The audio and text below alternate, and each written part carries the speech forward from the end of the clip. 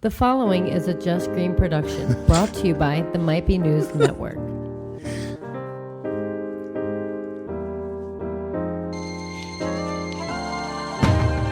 What's up, everybody? Happy Friday. Welcome to Might Be Tunes.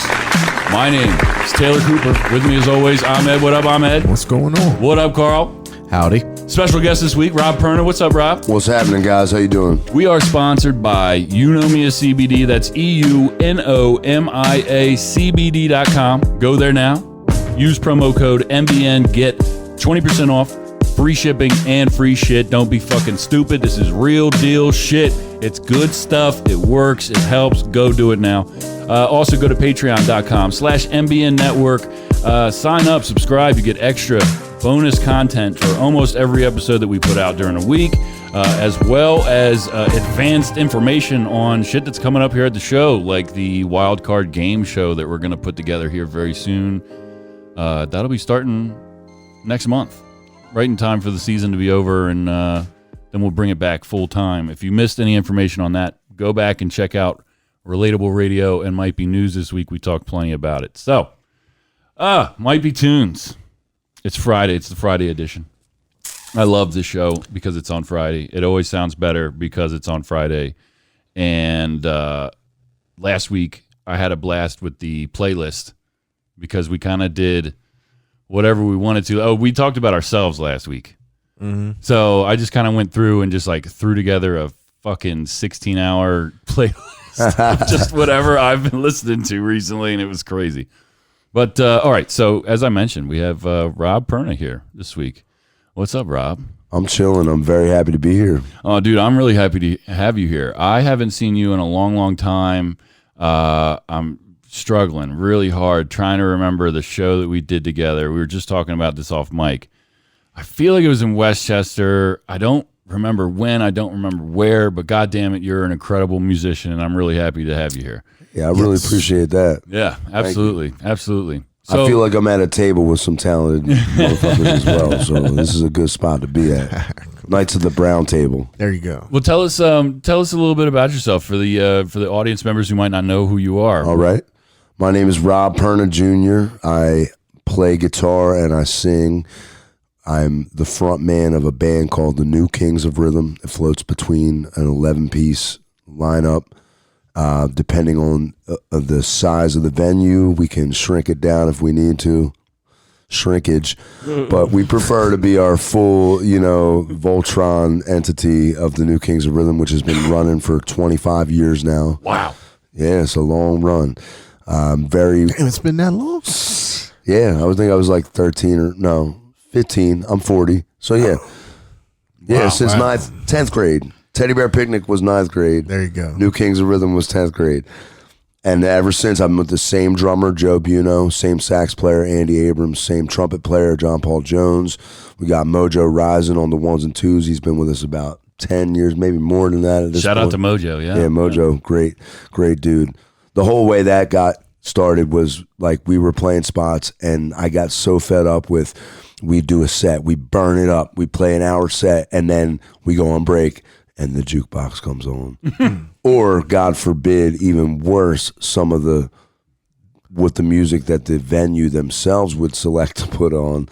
Not, if the fans or the people in the crowd are picking it out, it's a little bit more going to make sense. Sometimes it would be like stuff that was a complete 180 from what we were trying to represent. So I was like, we need to get a DJ and just, when we take breaks, it's not an actual break. Right. They'll control the vibe. Right. And Mojo was all about that, all on board with that. And I've watched him develop into a writer himself. He makes his own music now that he's getting ready to start putting out in the universe. Beautiful thing.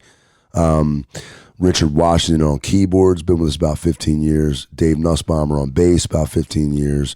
Lou Brotman on guitar and fills in on bass on the gigs that Dave can't do. He's been with us. I've been playing with him longer than I've been a New King of Rhythm, probably. Wow. But he just joined the band after my incarceration. Also, Mike Coffey on trombones, been with us about 10 to 15 years as well. Meg Rage, Mojo's wife, sings with us. I worked with her a year before my incarceration in the Rob Perna band, but she carried over to the New Kings of Rhythm. I'm just making sure there's so many people that I'm not forgetting anybody.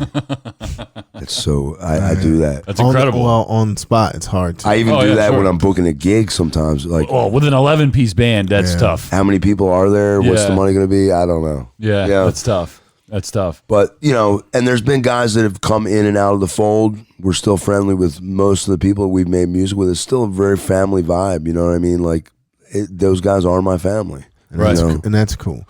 Because 25 years of being tight with people in a band like that, that's crazy. It's wild. We've had some issues. Like, we had a gig one time where somehow there was a miscommunication in time. We were playing at a festival, and my drummer and my bass player showed up an hour later than they should have. And by the time they got there, we had been asked to start an hour earlier than we should have. And so I'm on stage. I'm like, we're going on stage. I had a drummer and a bass player from another band that was there get up with us so we could play. And I'm on the understanding, like, hey, when my guys get here, hop off, boom. And they're like, yeah, totally cool.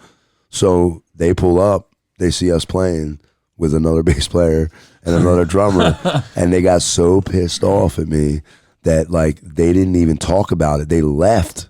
And it became like a week-long thing that I had to unfold. Like, yo, the intentions were not to piss anybody off. The intentions were to deliver music at a festival that we were hired to play at. Like, But why were they late? Because everywhere you play, as you might be familiar, you play music for a while. Like, places like that, they want you there 2 hours early, sometimes 4 hours early. And sometimes you don't need to be there 4 hours early. And you know what I mean? Like, so like you get into like a relaxed sense of like, all right, I know what it really is about. Like, I need to get there 45 minutes before I need to be on stage. Right. So I'm cool with that. You know what I mean? I'm that way myself sometimes. I hate going and having to do a sound check 5 hours before my gig at a place where, like, why am I here? Nobody else is in the room. You're doing a sound check. By the time we start playing the gig, this room's going to be packed and everything's going to sound different than it does right now anyway. It always happens. I'm like, why are we doing this? It drives me insane. I like to just boom, bap, hit it. I know what I want to do. I prefer to do my own sound because I know exactly where to dial everything in regardless of the room. So they were in the habit of being able to just show up and get on stage and play. It happened to be the person running the festival messed up a little bit schedule-wise and started panicking about, oh my God, are you guys ready to play? Oh my God. And it was really like we weren't really supposed to play for another hour, but it was like an hour early. And so I wasn't going to be like, no, we're not going to get on stage, because I was hopeful that they would get there any minute and we could just start and do whatever. But it caused some turmoil within the band. We got beyond it. You know what I mean? I mean, Dave and Joe, they're, like I said, they're brothers. You know what I mean? It hurt me that they would even begin to consider that it was like a thing out of some kind of maleficence. Like, I wasn't trying to hurt anybody's feelings. I would not pick out other guys to play in the New King's Rhythm. The way it looked to them, they thought I was getting ready to, for some reason, fire them and replace them with somebody else, and that was never my intention. Oh, well, here's my thing with that. I mean, you didn't let them know beforehand? What's that? I mean, could you call them and let them know? We called them. We tried to call them. Like, everybody else that was there in the band was calling them on the constant, like, where are you?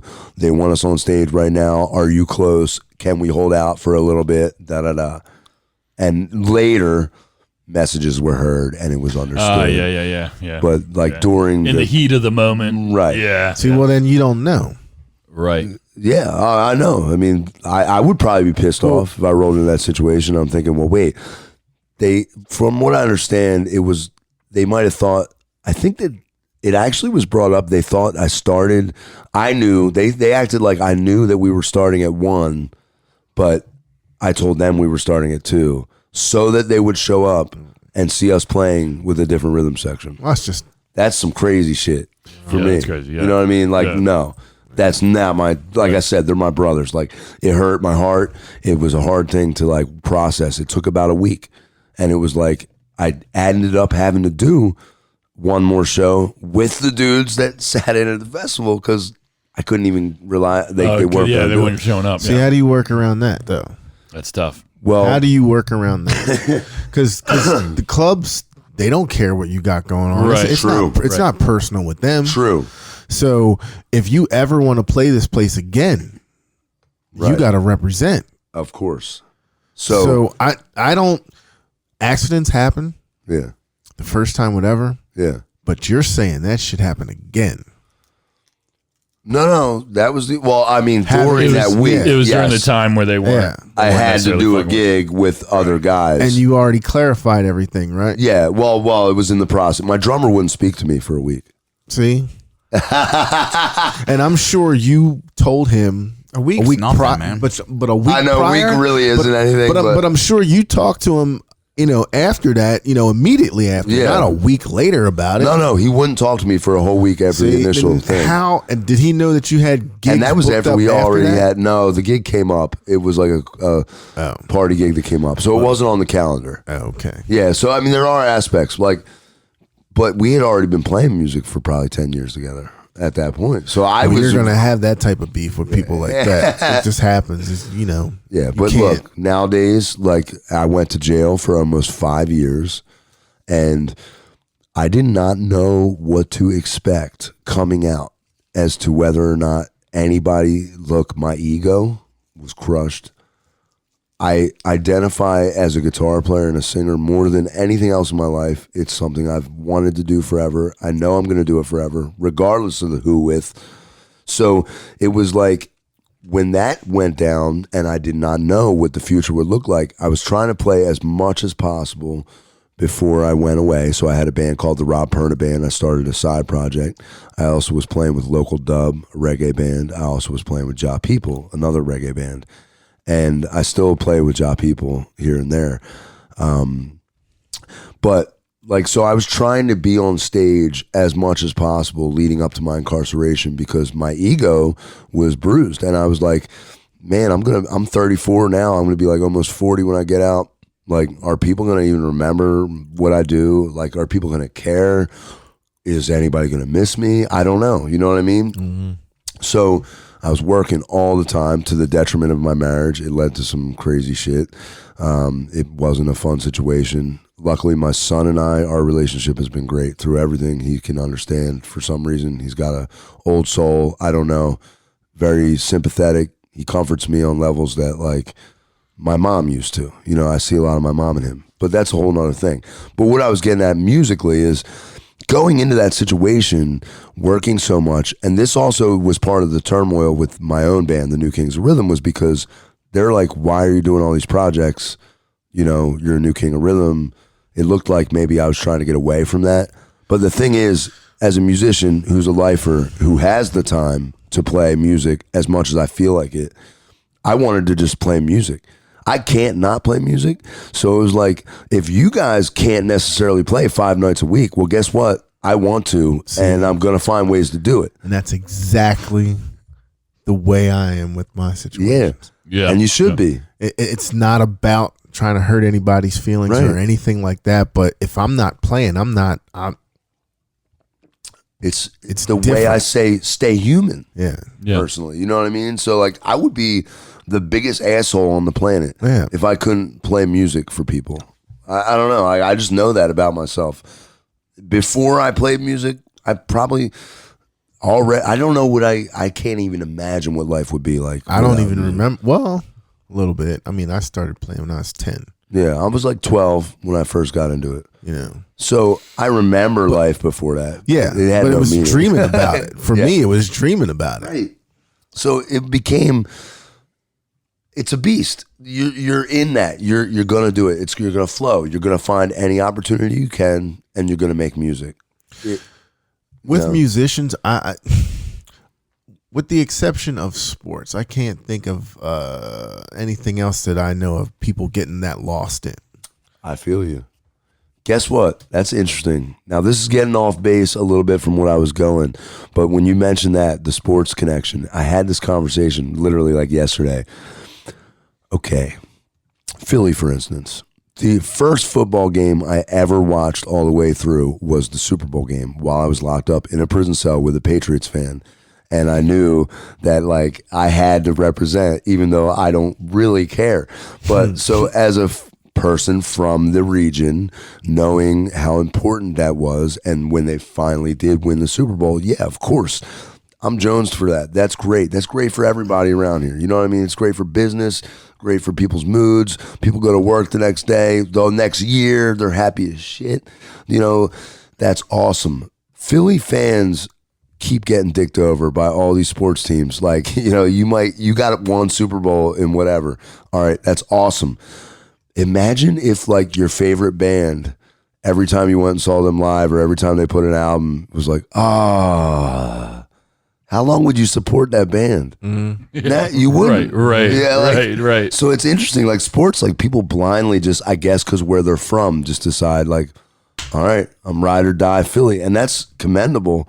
But it's like, and it's almost how people are with the Grateful Dead, because I've had people over the years be like, you got to listen to the 1973 version of Dark Star or whatever. All the Nickelback fans. Yeah, right. All the Nickelback fans. All the people that see Dave Matthews every time they come to town. Well, they're not even fans; they're disciples. It's Right. So you have that in any group. But it's true. But I'm always like, okay, look, I get it. They have some good music. But if you're telling me that I need to seek out a version of a song from a specific year at a specific venue to really get it, the band is not that good, dude. They're not that good. There's thousands and thousands of songs, and you're telling me there's one that is the Holy Grail? Come on. That's just what they get hooked up on. It's their favorite. Right. Doesn't mean it is the shit. But, right. But like, yeah, of course they probably had some very coherent shows in all them years, but they had a lot of meandering bullshit too. I don't know. People are going to hate me for that. No. But like, for instance, everybody does not that. around here they won't. I know, right? No. Listen, the Chili Peppers, my whole life, I've liked them. They put out good music consistently. They still put out good music. They had a couple albums that were sleepers I didn't really like, but they still put out great albums. I don't know. Like, I can't think of a lot of bands that have stayed together for that long through changes and just keep on putting out decent stuff. I don't know. And they don't care about a hit. They'll get one here and there, but that's not their goal. I don't know. That's because they're lifers. Yep, that's true. So tell us a little bit about your experience. Like you started talking about leading up to the incarceration. Yeah. After what happened? I know that you're over at Creep Records in Westchester. Yeah. Why don't you talk a little bit about that? Yeah, definitely. So going into the prison sentence I had 4 marijuana DUIs. You can look them up. That's my whole steez, I guess. And like, I really should have just stopped smoking herb, because then they would have not had anything to say. Right. But who wants to do that? Yeah, exactly. Now I get out and shit's like on the doorstep of being legal, and I'm like, yeah, dude. And there's Uber and Lyft like crazy, so I would have never had. I don't want to drive. Are you kidding me? Why would I want to drive? Right. I don't know. Right. Sometimes it'd be cool, but so yeah, like going into that, and like I was saying with the band, I didn't know what to expect coming out. I didn't know if anybody would even be around to make music, or whether they would continue to make music, or any of that. So I go to prison, I do my thing there, I got my whole twist, taught a lot of guitar, wrote over almost 300 songs. This is in prison. Yeah. And then I get out, I have a couple people I'm communicating with the whole time that know what my plans are as far as when I get out. But I was, previously to being incarcerated, I either taught music or played music. That was my only work since the age of 15. When I was 15, I worked in a pharmacy for a minute, and I also like did labor for my dad, who was a construction. My dad's amazing, by the way, Bob Perna Sr. He's the one that really gave me music. He doesn't play music, but he's why I play music. So I get out, and I had learned how to weld while I was locked up, and that was super fun to do. And actually, I was pretty adept at it. So I was looking at jobs, and I went to a spot to get a job welding upon my release, and I had no references. So I said, hey, you can call the prison and you can speak with the warden or the boss of the weld shop, and that's my only reference, but I would like this job, da-da-da. So I go home, I get a call back. They're like, we spoke with the prison and we'd like you to come in and do a weld test. That's your next step to getting the job. Welding jobs pay really good. So I get the call from them saying, all right, come in this Friday for a weld test. And this is like 2 months after getting out of prison. Then I immediately, I'm telling you, like within 5 minutes of that call, got a call from Jamie Godfrey, who I've known since I was like probably like 17 years old. Telling me that they're opening a record shop in Westchester because at that point in time, Mad Platter was going out of business, which we'll talk about why in a minute. But like, so Jamie calls me and all I know is he says, Rob, we're opening a Creep Records in Westchester and we want you to be a part of the team. You can come and work as much or as little as you want and we'll pay you X amount of dollars an hour. And are you down? And I said, absolutely. Like, I instantly didn't care about the welding job. You know what I mean? Like, it's fun, but also not fun. This just seems more you, though. Oh, dude. Like, you know, I could have done that, and I'd probably be breaking my ass. I'd be breathing all kinds of crazy fumes, hurting myself. You know what I mean? Like, it wasn't a creative welding job. It was like welding seams on dumpsters, basically. You know what I mean? Yeah. Fuck that. Survival Even in prison, really. when I was welding, they would be like, my boss there, Sean, cool dude. He was one of the most relaxed prison workers. He worked for the prison. All of them guys start off as COs and then they break off into like being overseeing certain jobs. He like hated them. You know, like, he hated the idea of what was going on there, the politics of it. And when we were in that weld shop, and it was weird because the other 3 guys I was in the weld shop with, 2 of them were from Chester County out of 3 other guys. And that was rare. I didn't run into a lot of guys there from around here. We kicked it off instantly. They were also all bank robbers. It was crazy. Weird. Like such a weird thing, but it was like we all got along. I just talked to one of them yesterday. He just got out, you know, and it's like, so we got along, we welded. We had jobs that we specifically had to do. Like we had to make one time covers for air conditioners, cages basically. Another time, I had to make the cage that separates the front and the back of like a transport for prisoners. Hurt my heart to like make a cage for a human. Like the whole time I was tempted to like make a breakaway freaking shack. Yeah. Like I'm like, yo, like somebody someday might reach down here and go, and now I'm going to get a lawsuit. But no, I didn't. But no, it was cool. What was cool about it was Sean, our boss, would be like, Perna, you got a creative mind. He's like, this is what we have to achieve today. How do you want to make it? And like, I had never done anything like that in my life, but I would just be like, so I had the idea, like I measured out, I put a piece of cardboard in the back of the Explorer, Ford Explorer, traced it out, found the dimensions that I need. Because another guy tried to make the cage and it was like weird. There was like angles where like you could put your hand through, you know what I mean? Like all kind of stuff. So I traced out the interior of the truck. We had a big ass steel table that we welded on. I drew it on the table with chalk and then I welded rods onto the table at each point of articulation. And then I just, instead of like the normal process of cutting angle iron at certain degrees to weld it together, I cut only like a slot of the one side and then bent it around the frame till it was like an organic cage. Like it was like shaped exactly like the back of the truck, but he gave me the freedom to just do that and it was fun. You know what I mean? Like, so whatever, I learned how to do that and I actually bought equipment when I got out to weld for fun.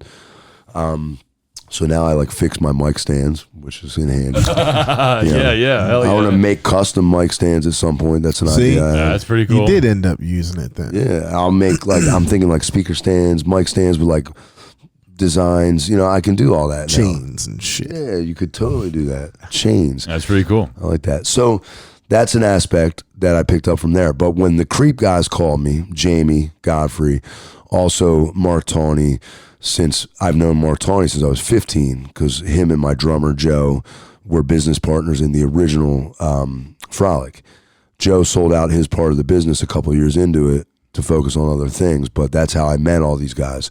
Then Keith and Eric Victor, who I've known since I was in Teddy Bear Picnic and recorded a demo at Creep. And, you know, I wish I had that tape. I wonder if it's got to be interesting. We had a rapper at the time. It was like very interesting stuff. I didn't sing yet. I don't know. I would love to hear it. But so them guys called me up. They talked amongst themselves. Sean Doherty also. They're all partial owners in the Creep and Frolic family. There's, I think, 5 Frolics now, and there's the Creep store in Philly. There had been a Creep store in Westchester back in the day. It fizzled out for whatever reason. I don't know. I remember that one. Wasn't the time or place. So upon Mad Platter closing, because they had a landlord issue, I'm not going to talk about his name. I don't want to like drag him through the dirt, but most people in Westchester probably know who I'm talking about. He wanted them to sign a 10-year lease. He bought the building from whoever owned it previously and asked John at Mad Platter to sign a 10-year lease. And John was trying to retire in a year or two. So he's like, no, I'm not signing a 10-year lease. Can you work with me? And the said landlord was like, no, I'm going to put a cafe in here. And so that's what prompted Mad Platter to close. They had a sign on their window saying, going out of business. Jamie Godfrey was driving through Westchester, being a local. All of us are local. That's the thing. Like, even though we've been, as a family, Creep Records has to have their like flagship store in Philadelphia. We're all from here. Like, we all went to the Mad Platter our whole lives. Like, I would cut class. The rare occasion I would do that and go to Creep Records Mad Platter and buy records. Mm-hmm. So I still have records in my collection now that I got there. You know what I mean? So the record store is a very sacred place to a musician. It is super, dude. Like digging. I love digging. Yeah. And as a DJ as well, like, you know, it's off to the races.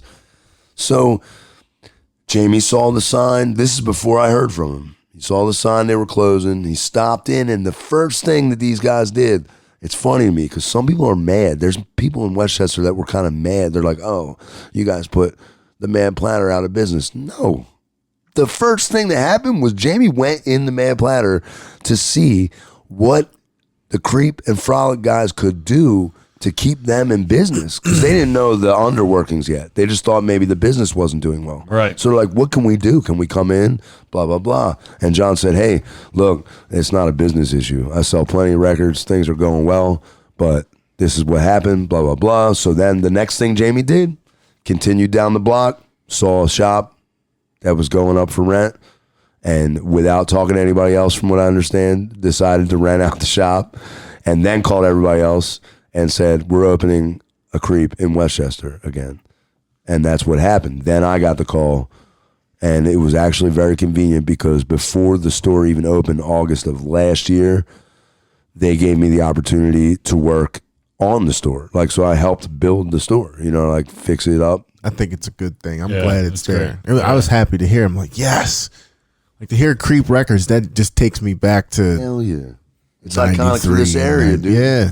You know? I still have my remember the pink vinyl, the Dad I Can't Breathe, I think it's what it is. It's got the inhaler in the cigarette ash. What? No, I don't know. I remember that. Sounds cool. Yeah, shit. I still have that. And some of my awesome. 7-inches, half links, and cool. Reject and Mound the Chinese Revolution. Oh man, them guys were cool back in the day. See, it's different back then. It is. Then there were so many bands that I could tell you about back in the day, and I can't tell you about too many anymore. No, I feel you. There's not as much opportunity anymore.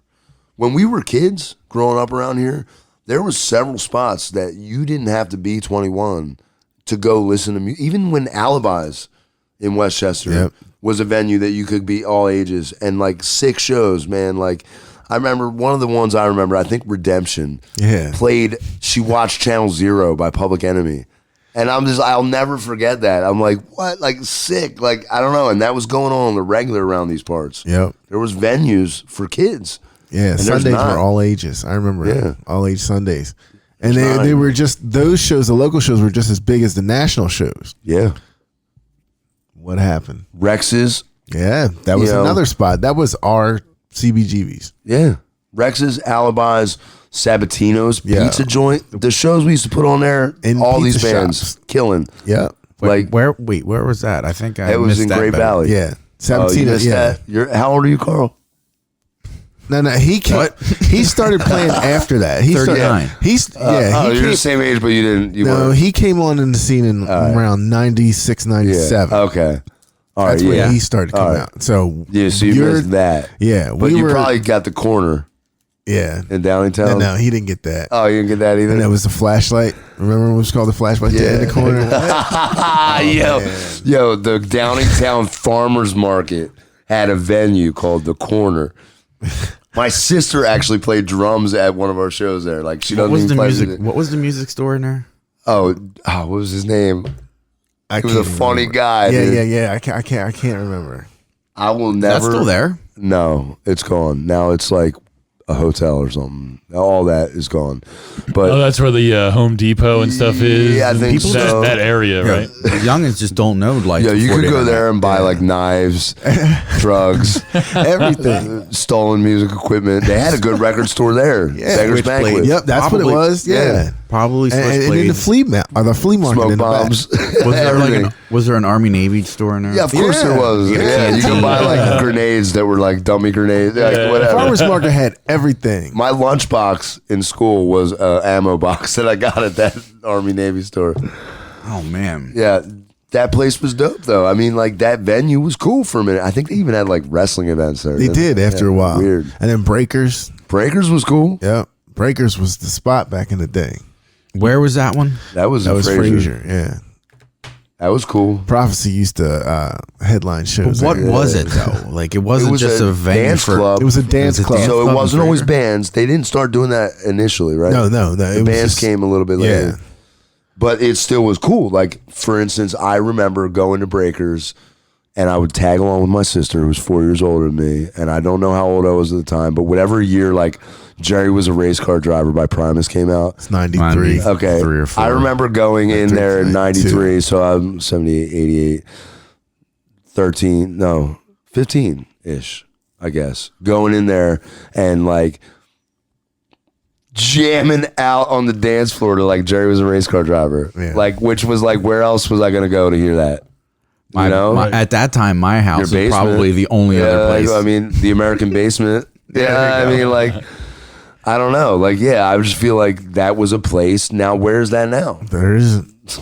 It's all gone. Where do kids go now? For local stuff? To the video game playing parlor. To even think that used to exist is weird now. It's got to still at some level. We just not hip to it. No, I don't think so, dude. No. See, like that sounds good and all, but I got my ear to the street, bro. Yeah. I would know. Yeah, I mean, and that's why we play the little places that we do play, because any type of buzz is at those places. Because everybody's videotaping themselves in their bedroom studio instead of getting together with their friends. Exactly. See, we caught the tail end of life before the internet. Well, it's true to a degree. I have somewhere, now this is going to be I'll have to find it. I'll have to unearth it. But we have VHS tapes of some of them Sabatino's shows where it was like 12 bands. Mm-hmm. So I'm sure there's some of them are like you guys, us, all these bands. Like our friend, it was Blaine and Brendan, I think, McCann and Hinchberger, they were filming stuff on VHS while we would do the shows with like Teddy Bear Picnic, and we had like weird interviews with like random scene kids at the time. You know, and I can remember certain clips still from these videos. I remember wearing like crazy like suits and shit, plaid pants that were like the color of everything in that fish tank. That was him. Like polyester pants and like a suit jacket. You still do that though. Yeah. But like I remember one time at Sabatino specifically, like climbing up on the speakers and playing on top of the stack speakers with a pizza cutter as my like guitar pick. I remember seeing you guys at East Battle of the Bands, and the drummer at the time stood up on the drum throne, Rob Paul, and he fell off of it. Yeah, dude. Stop. God. It was funny. It was the funniest shit I've ever seen. When we played at the East Battle of the Bands, embarrassing. this was it. And like, look, this period of time in my life feels like it was forever, but it was like less than a year. It was a school year. It was my 9th grade year. And when I jammed with Rob Paul and Kevin Kelly, it was instantly like we clicked, and like them guys were a year older than me. And Rob Paul had a vicious fucking snare drum pop, and Kevin Kelly could slap the shit out of the bass, and like being like a little like ex-skater kid who finally discovered like music and like being so into like the Chili Peppers vibe, that sound was like, damn, all right, that's my mini version of the Chili Peppers. Like, and I didn't sing yet, so most of our stuff was like just like instrumental funky jams, and I didn't even know what funk was yet. I didn't even realize that that's what the Chili Peppers were doing. You know, it was like funk punk, but I didn't know that. You know what I mean? So we do these shows, and then we like had a rapper at a certain point, and then we got a singer, and then I started singing. But we went to the East Battle of the Bands, and the way it worked back then was to be in the East Battle of the Bands, you had to have a member of your band be At the from school. East. Yeah. So we had a kid, I don't remember his name, sorry, but he pretended to be a band member so that we could be in the East Battle of the Bands. And he stood on stage with like a harmonica and like some kind of drum and did not know anything about playing either one of those instruments, and we just did our thing, and CKY was in it that year, and we ended up winning. Before they were CKY. Yeah, we ended up winning, and everybody at that school knew what was up. They were pissed off. Like East was like, they were calling us jazz fags. I'm like, I don't even know. We didn't play jazz. Like, I've never played jazz. Like, you know what I mean? Like jazz fags when we won. Like, it Like was. you're doing a battle of the bands with dudes that eventually became CKY. Just imagine. Yeah, Yeah. This and up. It was, I know. Yeah, it was. But just nuts. imagine, like, of course you're going to be called a jazz fag. Oh yeah, dude. It was like these guys, like, dude, my dad was there, and he's like, "Yo, we gotta go." Like it was like people thought like there was gonna be like a fight, like a riot, and then I remember, like, seriously, went to the Denny's where everybody went, Yep. I was there. and like went and like gloated like a motherfucker. You know, like we were in there acting like we were like Frank Sinatra at the fucking Dude, Copacabana. like, You know what I mean? Like I'm still in my plaid pants. Like, Roll up. yeah, motherfuckers.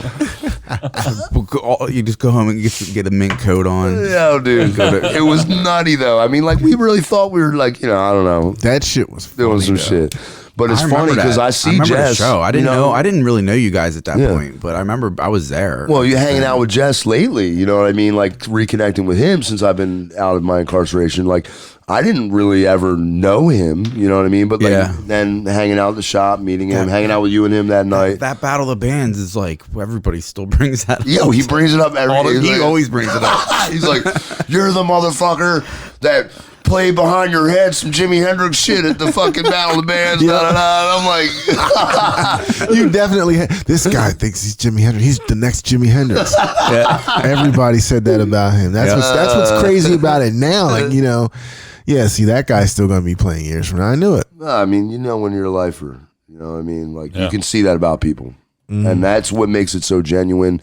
That's why I love being at this table. You know what I mean? Like, that's why I love, like, even my incarceration situation. I was able to fucking teach other people that never learn music because of my experiences around here.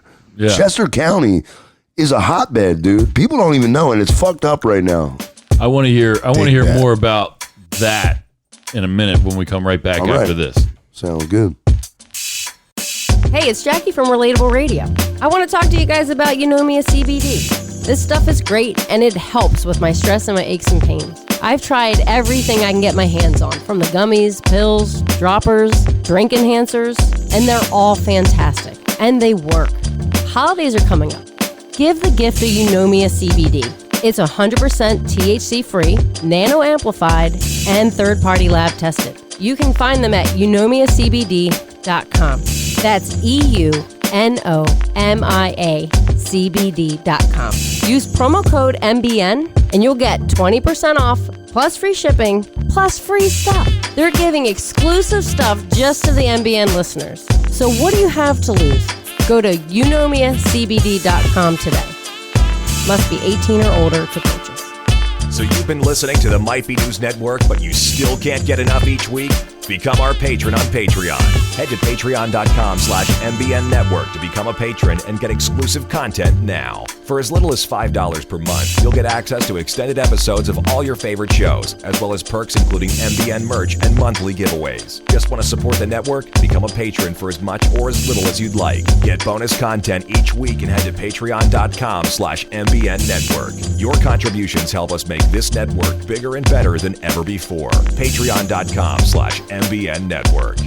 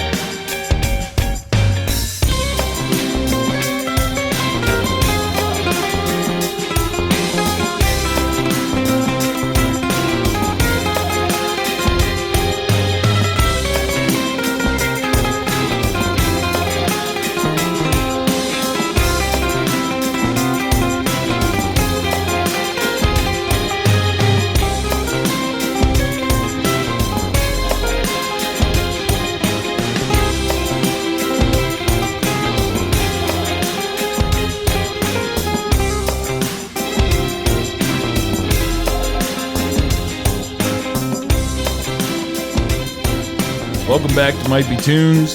That was Electricity. I got it right? Yeah, you got Electricity. Why don't you guys tell me a little bit about that? Because you guys worked, Carl and Rob, you worked together on that, right? Yes. Correct. Tell me about it. All right. We spoke, and he visited me while I was in there, and we've been talking for years about doing some kind of projects together. Mm-hmm. And it just never jived. There was so much going on with both of us, I feel. So when I got out of prison, we talked immediately, probably within a couple days of getting out. And yeah, I didn't know how to like what kind of grace period I should give somebody. Right. Like he's coming home, seeing his his kid for the first time in however long, I don't know. So I was just like, well, maybe I'll just leave him alone for a while. I didn't know, but then he called me. Yeah, and Carl hooked me up with pretty much immediately upon talking about this process. Gave me a iPad to borrow with a program called Spire on there to record stuff and set up a Dropbox so that I could record these demos of like the 200 plus songs that I wrote while I was locked up. I think the total number, I don't remember right now, but it was around 200 complete songs and about 100 sets of lyrics that I did not write music for at that point. But gave me the pad, and I started using the same guitar that I bought while I was upstate, and I'm going to talk about that a little bit, but started recording demos, basically putting on a click track for some of them, and some of them not, some of them just going with the rhythm. But knowing that the goal was I record these demos and I put them in the Dropbox, and then Carl opens the demos 45 minutes away, 30 minutes away from where I'm at, and makes beats to go along with said songs. Yeah, yep. And then sends them back, and then I go, okay, now it's a little tighter, it's got a beat, it's got a direction, and I'll get rid of the old track, lay down another track. And it'll tell me where I got all the bass notes wrong. Like you need to go back to measure 27 and fix that fucking Yeah, well, note. sometimes these songs didn't even have bass lines. Like a lot of them I just had like a rhythm or a chord progression and lyrics. And some of them were complex enough musically that I never even achieved yet, playing and singing them at the same time. So this process also became very good for me to like just work on the songs and get them to a presentation level. So that particular song, Eclectricity, is one that I wrote specifically wanting to target like an aspect of funk music, which I love. I'm blues, funk, reggae, a bunch of other things, but those are my like passions. So, and being in prison, playing mostly acoustic guitar was interesting and forced me into a couple different bubbles. Some of the other songs we've made, I would almost, they're either folk or maybe country. I don't know, weird. That's not stuff I'm into, but forced into that bubble. But that song, I wanted to pay tribute to bands that influenced my funk vibe, like Parliament Funkadelic, Cameo, Barcades, stuff like that. So like I'm exploring that pocket musically on that. For some of the listeners that aren't musical, there are certain theory things that you can do. Like if you know that like your goal is to get funky and you want the music to speak to that, there are certain chord progressions that just instantly invoke that. That song has what's called we have referred to it in the New Kings of Rhythm as a super funk. So say like Flashlight or Undisco Kid or even as new as Uptown Funk. I love Funkadelic. Funkadelic, man. They're one of my favorites. So, yeah, like they took my mind over. I was like a blues nerd for like 4 years, and like all I ever did was play like 1950s and like early 60s blues. My own shit too, a little bit. But like that was really like where my heart was at. And it was like upon hearing Parliament Funkadelic in my later teen years that like somehow that like overtook my whole direction, because I'd always been a fan of hip hop. And when I started hearing those songs in their completion, like, and realizing like, oh my God, that's where that came from. Oh my God, the Humpty Dance is Let's Play House. Mm-hmm. You know what I mean? Like what? Like, so I started hearing these things that I knew as samples and being like, well, that's really where it's all at. So, and the freedom of funk, you know what I mean? Like it's loose and tight at the same time. That's its whole thing. So it's like, you can just approach a progression, you can vamp, and then you have so many avenues to explore off of that.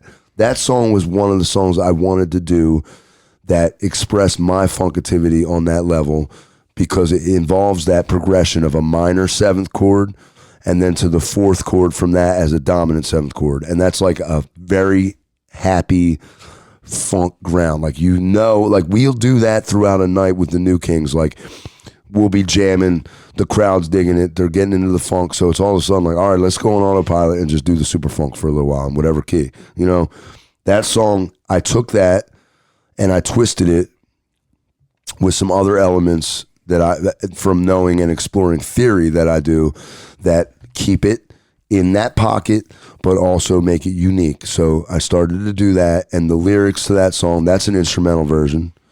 The lyrics are like, because the name, Eclectricity. So where that comes from is the very first part of the song is like, I'm not plugged in, but I'm still electric, because I'm sitting there in jail and I'm playing an acoustic guitar, and I still felt very manic and aggressive in my guitar style, even though I was playing an acoustic guitar. Yeah, yeah.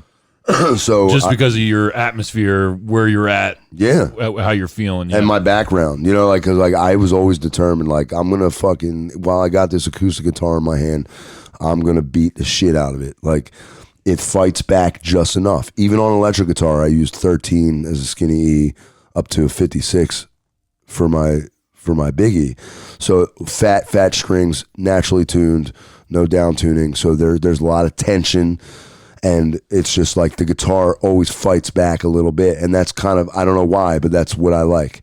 So acoustic guitar ends up not being that much of a departure. Acoustic guitars by nature have heavier strings on them. I've never heard it described that way, where it fights back. I like that. Yeah. I like that. Same. Yeah, that's cool. Interesting. It's true. Yeah, it's cool. Yeah. It's also an action thing. Like, the action is higher when the strings are heavier. It pulls the neck.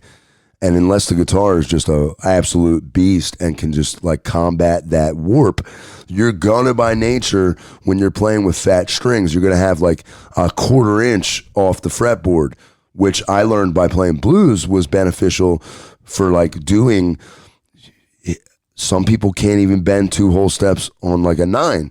So like when you're playing on a fat string and there's that much clearance, you literally scoop your fingers under the other strings when you push that string to bend it. So therefore you're not pulling, or pushing rather, 3 strings, where if you have low action, everything's right there. You're going to push that string and you're gathering, okay, well, now you hit the 2nd string, now you hit the 3rd string. So now you have 3 times the tension. But when you're playing on a fatter string and a higher action, you literally can scoop under the other strings. So you're not pushing against 3 strings, you're pushing against 1. Whatever. That's all technical jargon and guitar speak.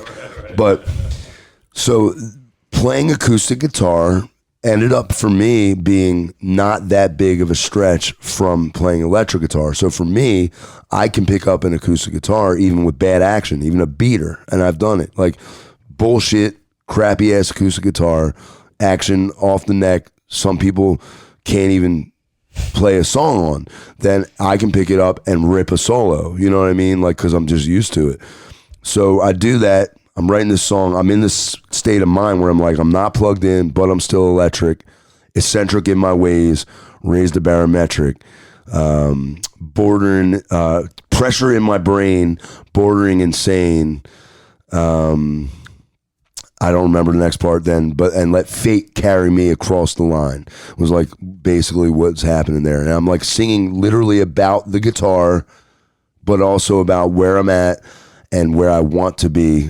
Hopefully at the time I wrote that, I didn't know, you know, when you're in the system, you have a minimum date, but you're not guaranteed that date. Right. And the political aspect of what's going on in the world was scary. I didn't know if they were ever going to let people like me out of prison. You know what I mean? So I'm in there, I'm writing these songs, I come out, I present them to Carl, I drop this beat, I lay down an acoustic version of this, which I had always intended to have an acoustic element, but I was also going to add electric guitar too. Mm-hmm. And then never conceptualized a bass line at that point. I sent it to Carl. Carl makes this beat that is sick. I love it. It's reminds me of almost like some Zeppelin stuff. And then he sends it back to me. So now I have an idea like, all right, this is the pocket. Then I made a bass line up and I went to his place and laid down the bass line. Actually, that's a synth bass on that one? No, that one is a synth bass. It was, you sent me an acoustic playing, you played the bass line on an acoustic and then transposed it from there. So with the back and forth, like I said, that's where like you would come back and say, you fucked up this note, dummy. Fix it. But yeah, that one, we programmed it for demo purposes, but then once we got the electric guitars put on it, you actually looked at me and said, I don't find a need to redo this bass. Right. It just sounded cool, like old, like just a real simple, like just simple bass keyboard, like low subs, but like it growls and it's just so we just kept it. But what happened when I played a bass line, because he kept saying like, sometimes do a bass line keep because like that's what drives me as a drum programmer, as a drummer, like do a cool to a bass line. So I'd be like, all right, boom, and I'd take a pass on it on my acoustic guitar, but play like it was a bass line.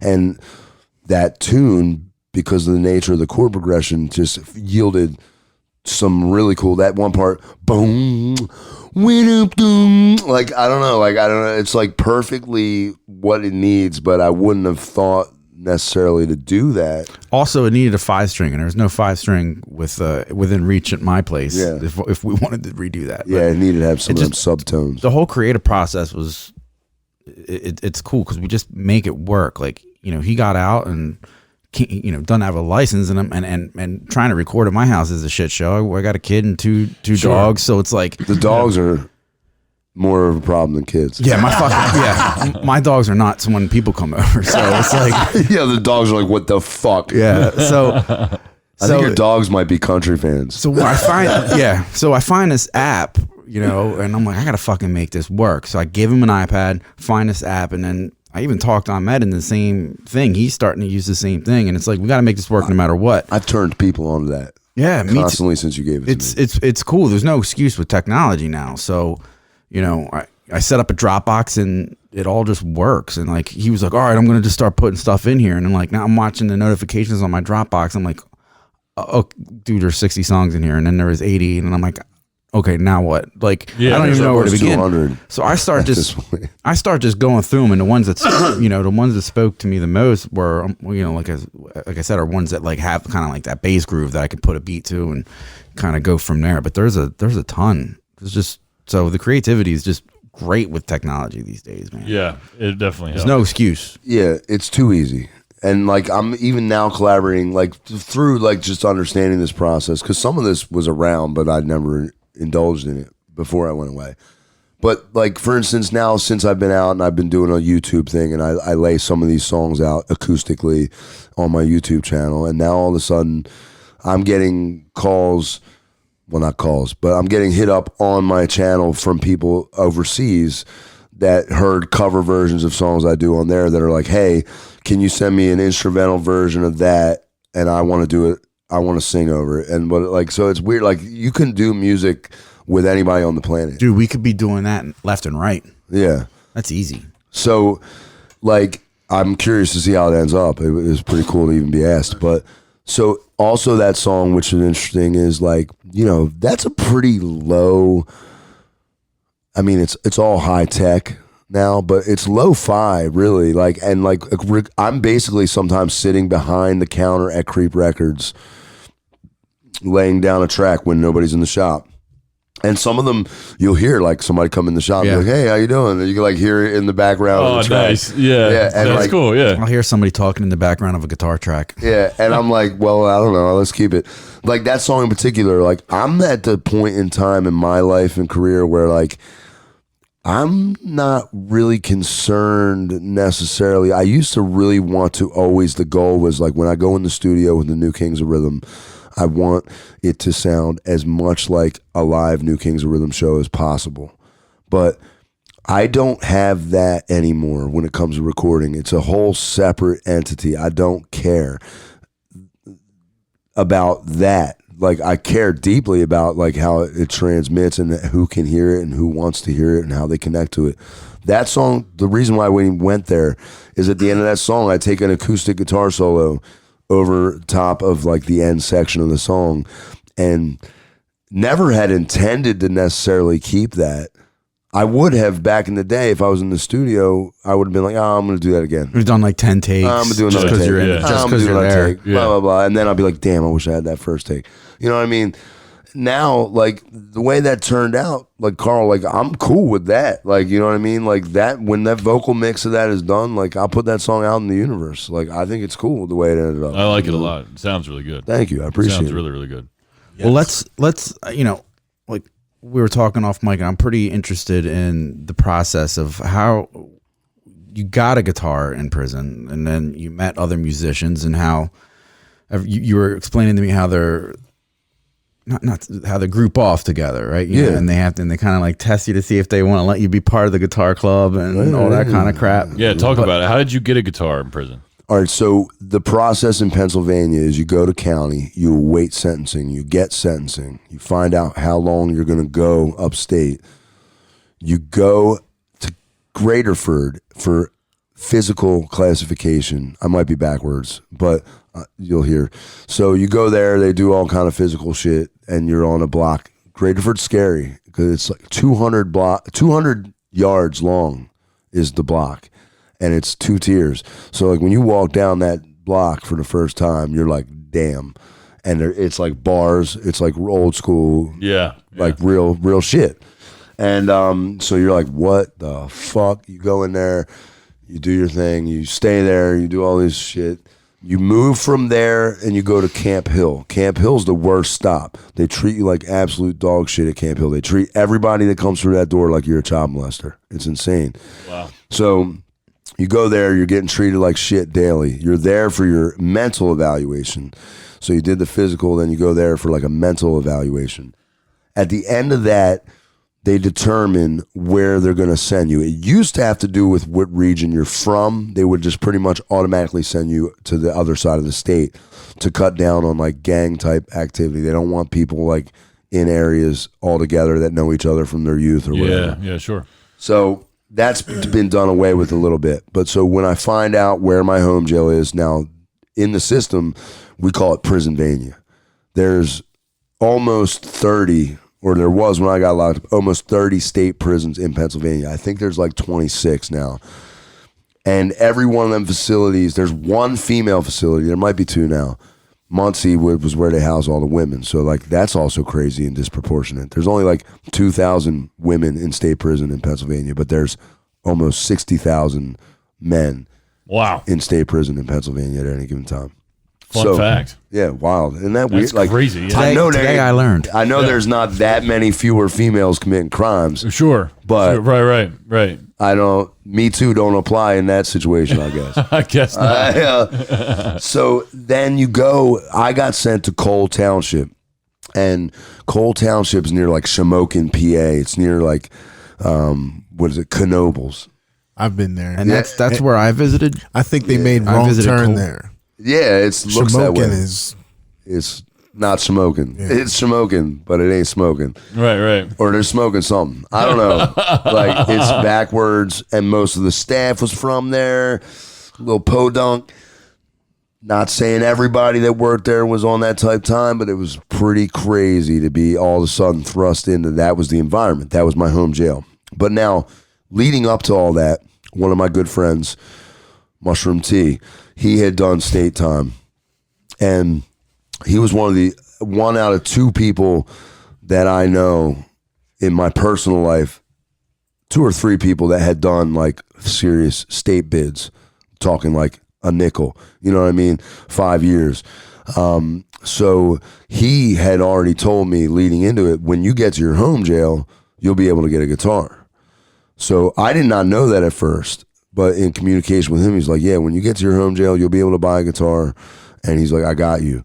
So he sent me the money, sent me a money order upstate for $500. And that was the spending limit.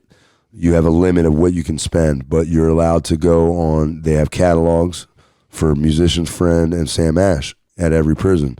Well, not everyone, but most prisons where they let you in Pennsylvania, you can go in that catalog, you can find a guitar, and you can fill out an outside purchase order, and then you get your instrument within like a couple weeks. Wow, really? Yeah. So I was telling Carl off mic, when I first got there, and this was after a year of incarceration already, because all that takes some time. Wow. So I had no instrument for like a year. I wrote a bunch of songs already while I was in county, but you're not allowed to take anything from county with you. So I had to send all those home. And my sister held on to them. And then when I got to my home jail, she sent them back to me. Wow, yeah. So I got my lyrics now. Okay. And then ordered a guitar. But like in the meantime, like I was talking to my cellie, and he's like, what's up with you? What are you into? And I was like, I play guitar, da-da-da. And anybody can say anything in prison. You know what I mean? Like lots of guys say this is what I do on the outside. It ain't the case, whatever. So you're always judged immediately, like, is this guy legit? Is this guy really, like, is he just talking shit? Right. You know, So then he's like, well, if you're into music, then you probably want to check these dudes out. You know, so like he's like every day at Yard they sit and they play their guitars down in the corner.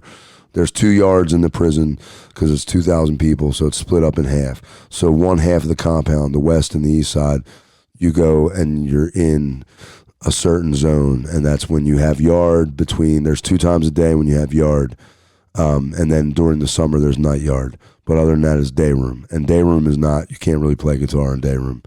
So he tells me, hey, yeah, you go and check these guys out. I think Roger, you know. One dude, Roger, and I didn't know their names really at the time, but he said, yeah, talk to Roger. So I go out there, and there's like a group of like 5 dudes sitting around with acoustic guitars jamming, and one of them was Andrew, Roger, RJ, this dude Nick, I believe was his name, and the dude Vic. Vic was actually really good. Vic had been playing for a while, and he could play really good. Yeah. So I go over there, and I introduce myself, and I was telling him, like, immediately, they're like, very much everything's guarded, like, because it's like that was a program jail. So not every jail in Pennsylvania is a program jail. Since I was a DUI drug offender, I had to do what's called a TC program, therapeutic community. But this also means that in that facility there's SOP, which is a sex offenders program, and there's various programs for various individuals, and apparently the population at that prison was pretty high for sex offenders. Wow. So anywhere you go as a friggin' graying haired white man, you're looked at. Like one of the jokes they made when we went to Camp Hill, one of the guards even was like, so when you see a middle-aged white man and he get locked up and he's on your block, what do you think he's there for? And everybody's like, I don't know. And he's like, DUI. Doing underage individuals. Oh, God. Yeah, dude. Oh, God. Yeah. And then another guy fires back, drugs and arson. Yeah, he drugged that little boy in the woods and lit his ass on fire. Oh, like, God. I mean, that's the kind of like, immediately when you're a white man and you're like not young and like, they like people think you're on that type of time. It's wild. So crazy. they got what's called like a paperwork party. So like generally you carry around your paperwork of what your charges are, and like you have to be ready to show it to anybody at any given time. New cellies, dorm mates, whatever. That being said, when you're at Camp Hill, it was so wild, and even Graterford, when like a sex offender would come in, they'd walk them on the block, the guards, and be like, sex offender, da-da-da, because they're like waiting for some shit to pop off so they're entertained. Like, this is all real deal shit. I would not lie. It's crazy. Like, and it, look, deservedly so, because some of them dudes go in and out of the prison system like it's a revolving door. Whereas, like, somebody who smoked some herb or like sold some weed is going to be sitting in prison for 5-6 years. These guys are going in and out. They're the most likely to reoffend. Them and arsonists are really the most likely to reoffend, I think, statistically. I've read about this shit. So, you know, whereas like guys I know that kill people, they're the least likely to reoffend. Like the demons they carry around sometimes, like not a lot of these guys didn't embark upon life like, yeah, I'm going to take a life. Sometimes shit goes down, goes south, bad news, blah, blah, blah. Unavoidable, it happened, but now that guy's not going to get, if that guy's given a chance, when they do have a chance to come back out, he's not going to go and find another victim and kill somebody. That ain't happening. Yeah. I'm more likely to reoffend as a person who enjoys smoking marijuana. You know what I mean? Like, that could get me in hot water quicker than most of these guys coming out. So, yeah, all that's going on. But like, you go out there and like people, they kind of like, they don't know you. You know what I mean? And I go up and I'm talking to them and they're feeling me out and whatever.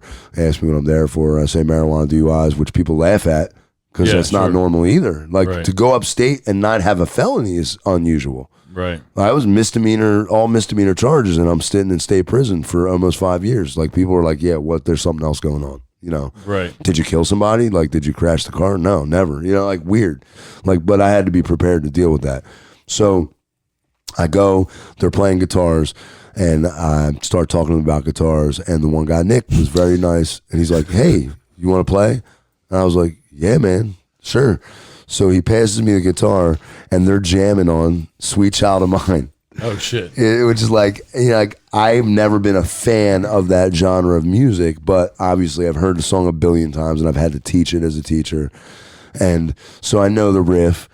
But then they get to like the section where there would be like a solo, and I just did my own thing. You know what I mean? Like I don't know the solo, but I know what notes work in the progression.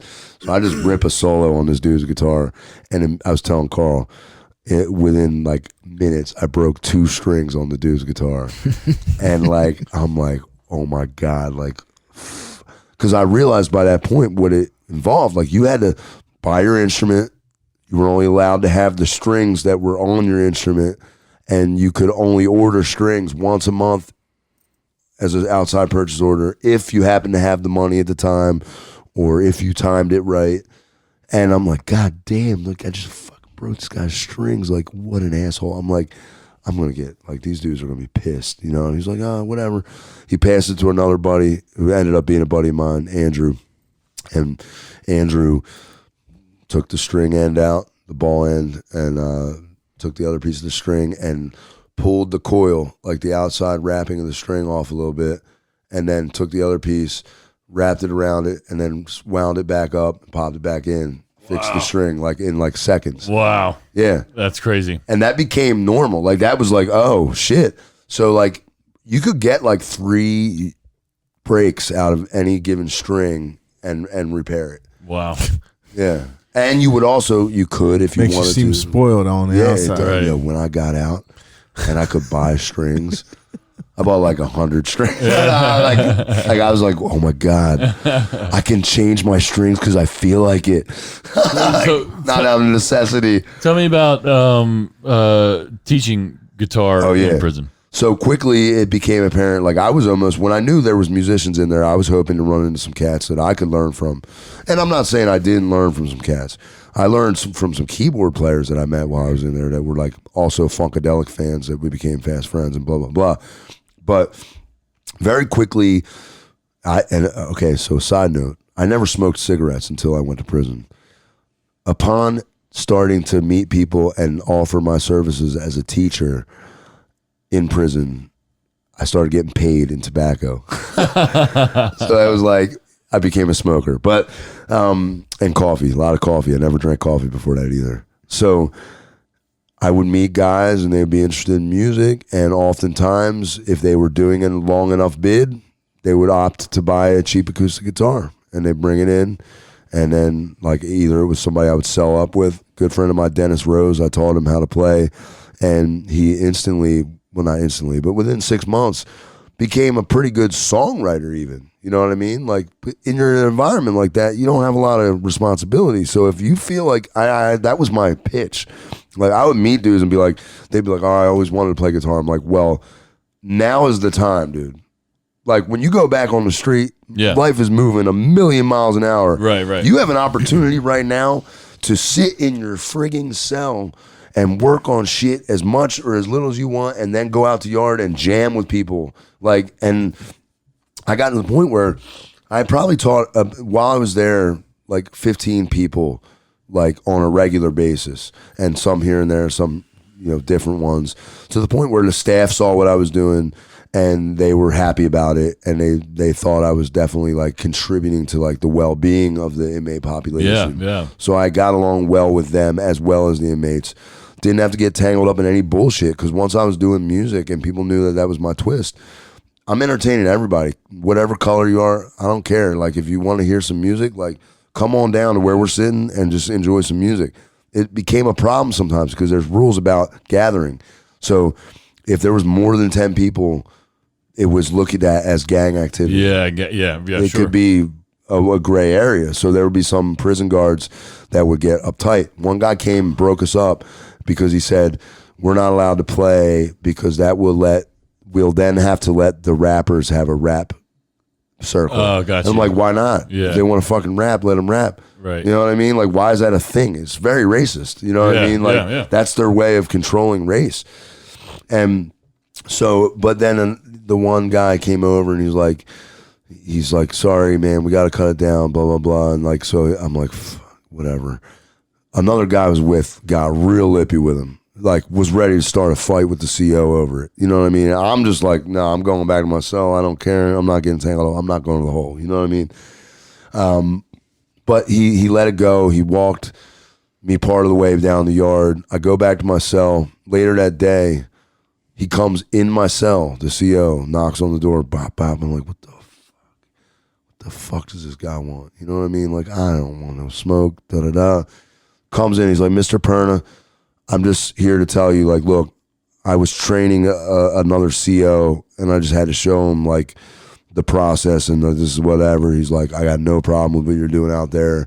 Keep it up. You know, it was just a training process, and I really like this song that you've been doing, Loud. It's a song about weed that I wrote while I was in there. And like he said, it's a good song. He's like, I don't think this shit should be illegal, da-da-da. And that's like, you know, it was a real human, like, connection and very honest. Yeah. He didn't have to say any of that to me. You know what I mean? Sure. But so, yeah, teaching throughout, putting on shows. They had talent shows in line already. I won the rap battle every year for the 4 years I was there. I won solo the first year, every year that I did solo. The last 2 years I won small group, and the last year I won all 5 categories in the talent show with my bands that I put together. Jesus. So one of those bands, I wrote a song about my mother who passed away called Letting Go, Holding On. And large group had to be 6 or more members to be considered a large group. And the band that kept winning every year was like basically like doing like Santana jams, and they weren't all right, but like it was like, eh. So I arranged a version of this song, Letting Go, Holding On, for 7 acoustic guitars, and I had guys of every level. Like one guy had only been playing guitar for like a month, and there was other guys in the group that had been playing for years. So I broke the parts down into like this was amazing also for my arrangement and like songwriting process, like triads, but on different parts of the neck. So like I'm strumming an E minor, I'm doing the open chord. I got a guy up here on the 7th fret, do-do-do. I got a guy on the 7th fret of the E string doing do-do-do. I got a guy up on the 12th fret on the E, B, and G on the 12th fret. I got a guy, so everybody strums down, and then I got another guy hitting like a single note that harmonizes with each strum.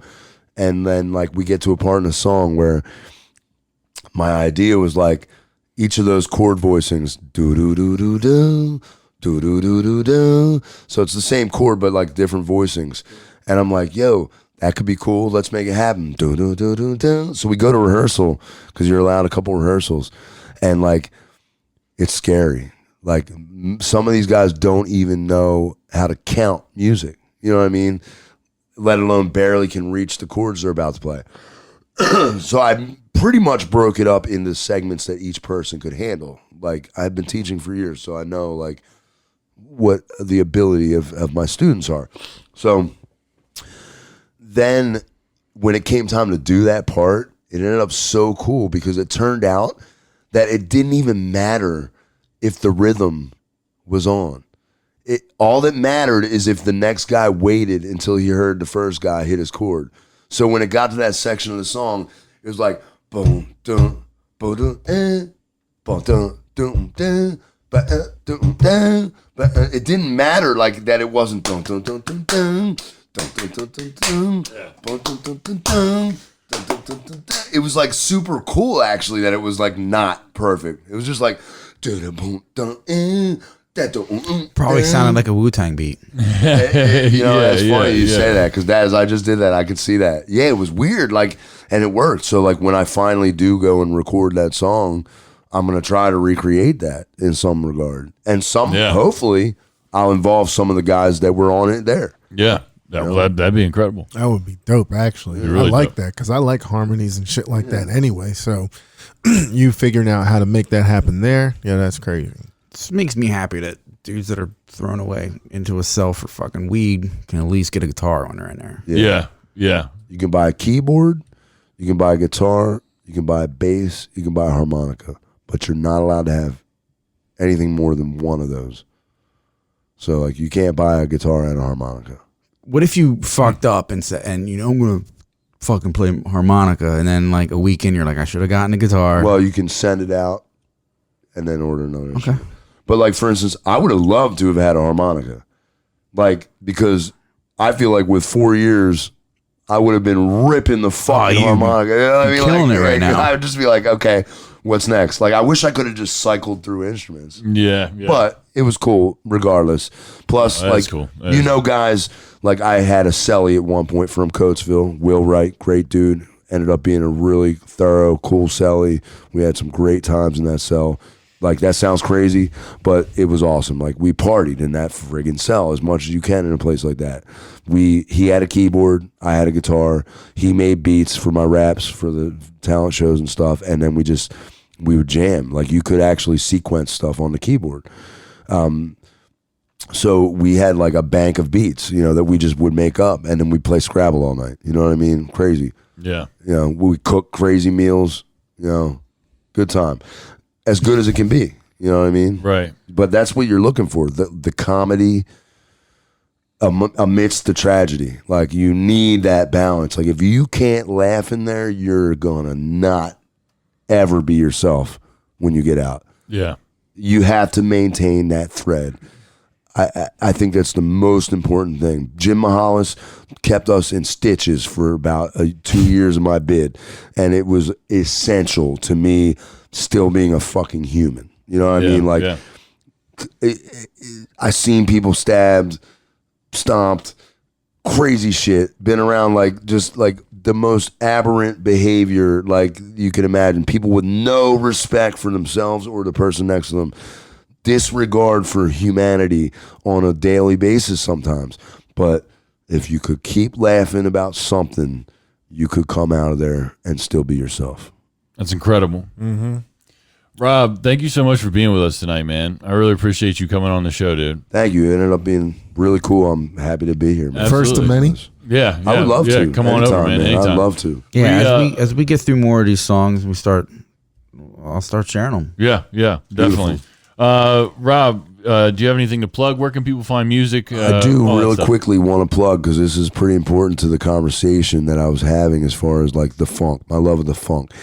On the 30th of this month, Saturday night, my band, the New Kings of Rhythm, is playing at Sprout Music Collective in Westchester, PA. It's in Prescott Alley. It's where the old Eagles Club used to be. You can find it very easily online.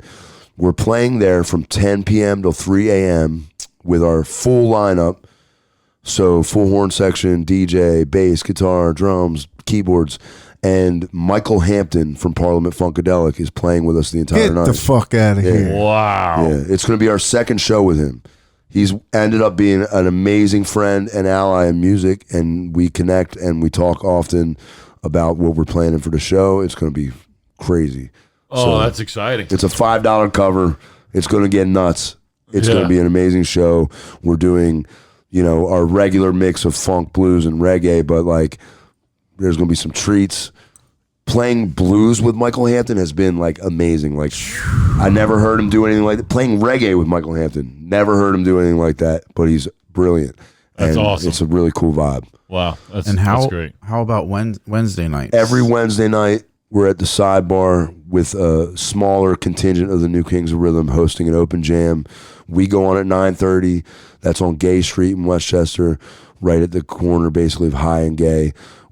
We go on at 9:30. We play for a half hour, and then we invite whoever's there that wants to get up and jam with us or by themselves, whatever. It's an open jam. That's awesome. Yeah. Great. Fantastic. Rob, thank you so much for being here, man. Thank really you. Appreciate it. We'll have to get you back on anytime. Carl, great job tonight. I'm with it. Thank you, Taylor. We'll get this Spotify playlist together. Carl and Rob are going to work on that. Yeah, we'll put together something really funky. Fantastic. I like it. Ahmed, great job, dude. Yeah, man. We'll see you guys next man. week. It's been a pleasure. Yeah, man. We'll see you guys next week. Go to Spotify. All right, I think the way that this works is find the Might Be News Network on the music side of Spotify, and then that's how you find the playlist. Might be music. Yeah, it might be tunes. Might be tunes. Yeah. You guys, thank you guys so much for listening. Again, you know me at CBD.com. Promo code MBN. Get you 20% off, free shipping and free stuff. Do it now. See you guys next week. Have a great Friday. weekend. Yeah.